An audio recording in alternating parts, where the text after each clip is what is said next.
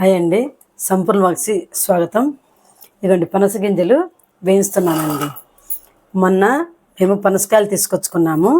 సరే ఇంకా గింజలు ఉన్నాయి కదా, ఎందుకులే పడేయటము, వేయించుకుంటే టేస్ట్ బాగుంటాయి అని వేయిస్తున్నాను. ఈ పనస గింజలను ఇంగ్లీష్లో జాక్ సీడ్స్ అంటారండి.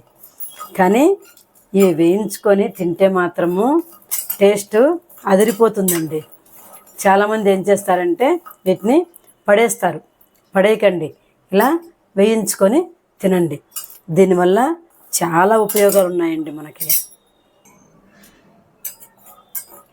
ఇది మనకు మెరుగైనటువంటి జీర్ణక్రియని ఇస్తుందండి.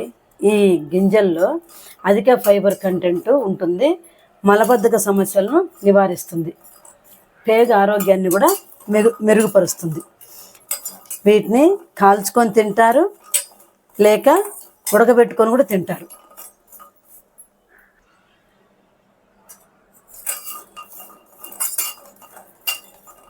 ఐరన్ సమృద్ధిగా ఉండటం వల్ల ఎర్ర రక్త కణాలు ఉత్పత్తిని పెంచి రక్తహీనత రాకుండా కాపాడుతుంది. దీన్ని కొంతమంది పులుసు చేసుకొని తింటారు, తర్వాత ఫ్రై కూడా చేసుకుంటారండి. మధుమేహ వ్యాధిని నియంత్రణ చేస్తుంది. అంటే డయాబెటిక్ అంటారు కదండి, దాన్ని కూడా నియంత్రణ చేస్తుంది.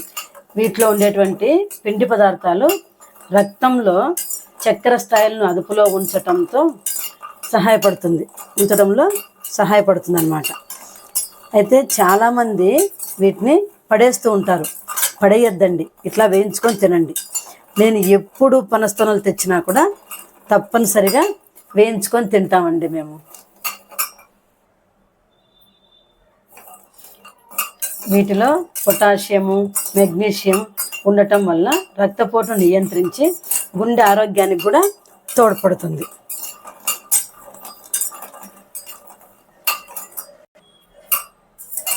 ఇవి సిమ్లోనే పెట్టి వేయించుకోవాలండి. హైలో పెడితే మాడిపోతాయి.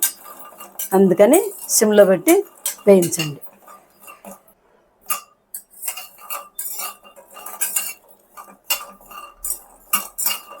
ఇందులో విటమిన్ B1, B12 పుష్కలంగా ఉంటాయన్నమాట. అవి ఉండటం వల్ల మన మెదడు పనితీరును పెంచుతుంది. అంటే మన మెదడు బాగా ఉపయోగపడేటట్టు చేస్తుంది.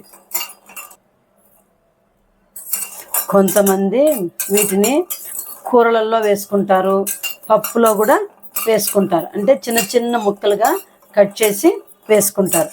అలానే ఇది పొడి కూడా చేస్తారండి. వేయించి బాగా ఇందులో అన్నీ ధనియాలు అవన్నీ కూడా బాగా వేయించి దీన్ని పొడి కూడా చేస్తారు.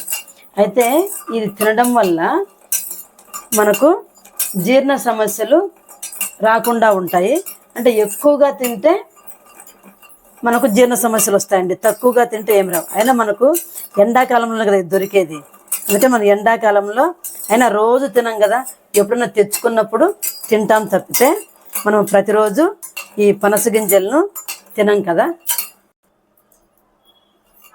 ఇవి ఇలా వేగాయండి. వేగితే లోపల పచ్చి ఉంటుంది, అందుకని ఇవి కొంచెము ఎర్రగా వేగాలి. వేగిన తర్వాత ఈ పైన పొట్టంతా తీసేసి తినాలి. ఇది పిల్లలకి ఒక్కసారి వేయించి పెట్టారంటే ఎప్పుడు పనసతొనలు తీసుకొచ్చినా కూడా, అమ్మ పనసతొనలు తెచ్చావు కదా, వేయించి పెట్టమ్మా నాకు అని మరీ అడిగి వేయించుకొని తింటారండి. ఇంతకుముందు మా అమ్మ వాళ్ళు పొయ్యి ఉండేది కదా, కట్టెల పొయ్యి. ఆ కట్టెల పొయ్యిల్లో కాల్చి ఇచ్చేవాళ్ళు. ఇప్పుడు స్టవ్ మీద కాల్చుకోవాలంటే 2, 3, 4 కాల్చుకోగలుగుతామండి. అది ఎక్కువ టైం పడుతుంది. ఇలా వేయించేసామనుకోండి, అన్నీ ఒకేసారి వేయించేసుకోవచ్చు. ఇలా వేయించిన తర్వాత ఈ పొట్టు ఉంది కదా, పొట్టంతా తీసేసి చిన్న చిన్న ముక్కలుగా కట్ చేసి మసాలా కర్రీ చేసుకుంటే పూరీలోకి కానీ, చపాతీలోకి కానీ, అన్నంలోకి కానీ చాలా టేస్టీగా ఉంటుందండి. ఇంకా నేను అదంతా ఎందుకని పొట్టిగా వేయించి తింటాం. ఇలా వేగాలండి. చల్లారిన తర్వాత పొట్టు తీసేసి తినేయటమే. ఇలా ఎంతమంది చేసుకొని తింటారో కామెంట్లో తెలియచేయండి.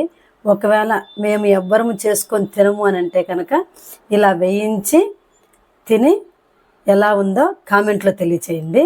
చాలా టేస్టీగా ఉంటుందండి. ఈ వీడియో నచ్చితే లైక్, షేర్, సబ్స్క్రైబ్.